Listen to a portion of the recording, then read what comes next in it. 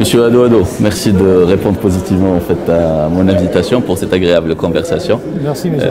C'est pas une interview, c'est beaucoup plus en fait une discussion amicale, une discussion fraternelle entre deux peuples frères que nous représentons, la Côte d'Ivoire, le Royaume du Maroc, et aussi entre deux personnes très passionnées par le domaine du maritime et de la logistique. Permettez-moi en fait de vous remercier déjà d'être parmi nous aujourd'hui aussi par rapport à cette première édition, d'accord, du congrès qui est sous le patronage de Sa Majesté. Alors justement, on vient en fait de discuter avec votre homologue et collègue, M. Ngbala, qui est directeur général en fait du port en fait autonome d'Abidjan. Vous êtes directeur général du port de San Pedro, un port en fait qui a été créé par le père fondateur de la Côte d'Ivoire, donc il y a une histoire derrière, il y a une belle histoire qui est derrière. Et aujourd'hui, vous avez réussi à sortir justement de l'ombre du principal port et à vous imposer comme étant un grand port en fait de la région en fait ouest africaine, avec votre propre modèle en fait de développement logistique, avec votre propre hinterland, etc. Alors racontez-nous un tout petit peu quelles sont en fait les raisons derrière cette success story. Oui, merci encore. Je voudrais vraiment vous remercier pour cette opportunité que nous avons de pouvoir présenter le port autonome de San Pedro, qui est le deuxième port de la Côte d'Ivoire et qui a été mis en service en 1972 par justement la volonté du chef de l'État de l'époque, le président Félix Houphouët-Boigny, qui entretenait d'ailleurs de très bons rapports avec le roi Hassan. Et Mohamed V avant. Et Mohamed V avant, et aujourd'hui avec l'actuel roi. Absolument, voilà. tout donc, à fait. c'est dire que ce port-là, il a été mis en place surtout pour désenclaver toute la région ouest de la Côte d'Ivoire, qui, comme vous le savez, est une région qui a de très fortes potentialités minières. On parle de plus de 50 millions de tonnes de minerais, de fer, de ferro-nickel. À valoriser, bien entendu. On parle aussi de la boucle du cacao qui s'est déplacée de l'est de la Côte d'Ivoire pour venir à l'ouest. Absolument. Et donc, il y a moins qu'il fallait sortir justement du stress de la saisonnalité, de la dépendance par rapport au... Exactement. On parle aussi du développement faramineux des noix de cajou. D'ailleurs, hier, j'étais avec un opérateur marocain qui me disait que justement, il a l'intention d'importer de la noix de cajou pour la transformer ici au Maroc. C'est-à-dire que les opérateurs privés n'attendent pas les politiques. Absolument. Voilà, eux, ils avancent. Voilà, donc ce port-là, en fait, il a été mis en service pour pouvoir aider les pays sans façade maritime, comme le Burkina, le Mali, l'Est de la Guinée, à pouvoir utiliser cette porte océane pour sortir. Aujourd'hui, dans tous les discours qu'on a politiques, on se plaît à dire que 90% de nos échanges passent par les ports. C'est dire l'importance stratégique justement de cet outil. Absolument. Donc à partir de cet instant, il faut pouvoir le valoriser. Il faut pouvoir faire les investissements qu'il faut sur les infrastructures pour donner la pleine dimension de ce port. Donc aujourd'hui, voilà où nous en sommes. On vient ici au Maroc parce qu'on vient s'inspirer. Comme le disait hier matin, je crois, le Premier ministre, le chef du gouvernement, nous sommes une famille.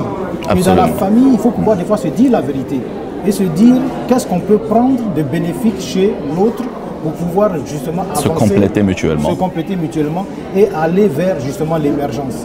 Parce que notre chef de l'État, le président Ouattara, a parlé d'émergence en 2020. Mais 2020, c'est dans 4 ans. Absolument. Donc il faut aller vite. Absolument. Voilà. Et vous avez parlé tout à l'heure de ressources humaines, mais au niveau de la Côte d'Ivoire, nous avons une académie maritime, qui est une académie qui regroupe quand même 15 États francophones, où j'ai eu la chance justement de pouvoir officier en qualité de professeur et même de directeur. Magnifique. Donc c'est dire qu'aujourd'hui, et ici au Maroc, également on a appris hier, dans les panels, qu'il y a également des instituts de formation. Absolument, voilà. Bien sûr. Donc quand on parle de logistique, quand on parle de développement des ports, je pense qu'on peut justement aller à la recherche de toutes ces informations pour essayer de voir dans quelle mesure on peut véritablement les fédérer et puis donner un sens à la coopération sud-sud. Magnifique.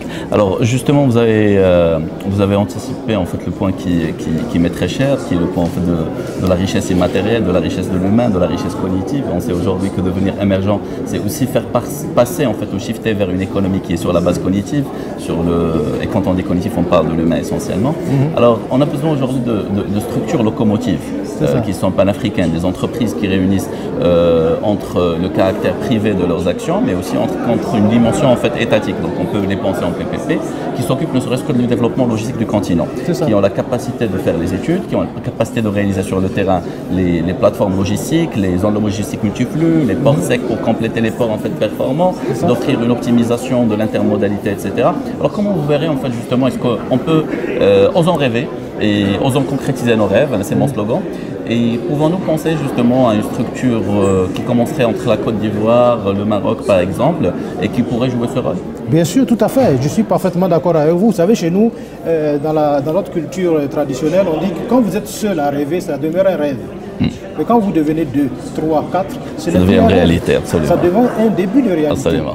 Et je pense qu'aujourd'hui, le Maroc nous ouvre les bras à travers, disons, nos chefs d'État. Absolument, absolument, absolument. Donc, il faut qui a une vision très africaine, Sa Majesté, et très humaine aussi. Exactement. Et qui fait de très grandes choses pour son pays.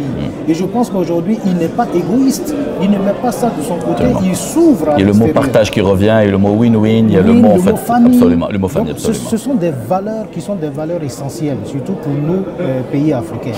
Et on a besoin justement de s'inspirer de votre modèle. Parce qu'il a réussi en très peu de temps, on voit. Nous, il suffit simplement de sortir dans la rue, vous voyez exactement les avancées que vous avez faites qui sont vraiment faramineuses. Absolument. Voilà. Absolument. Donc on a beaucoup de retard et je pense qu'aujourd'hui, comme je le disais au panel où j'ai été invité, il ne sert à rien d'aller chercher loin ce qu'on peut trouver tout près.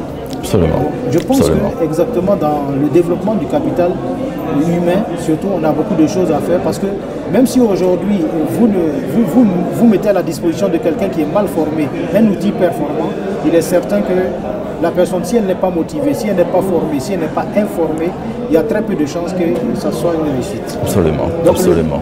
Miser sur la formation du capital humain me semble essentiel et même fondamental. Absolument. Et pour avoir notre indépendance, on a besoin d'avoir en fait des ressources humaines indépendantes, capables de réaliser toute en fait la chaîne de valeur de A à Z, de l'étude jusqu'à la gestion finale. Exactement. Et n'est-ce pas là le socle justement du discours historique donné par Sa Majesté le roi Mohamed VI, quand il était en fait reçu et acclamé par nos frères en fait ivoiriens dans le Parlement ivoirien, quand il a dit l'Afrique doit apprendre à compter sur elle-même. Exactement. Elle peut émerger que quand elle compte sur elle-même. Exactement. Absolument. Tout à fait. Absolument. Je suis parfaitement d'accord avec vous et comme je le dis, la vision du roi rejoint parfaitement la vision du président Ouattara. Parce qu'il a mis en place son PND, le plan national de développement, et dans ce plan national de développement, une part belle est faite justement au développement.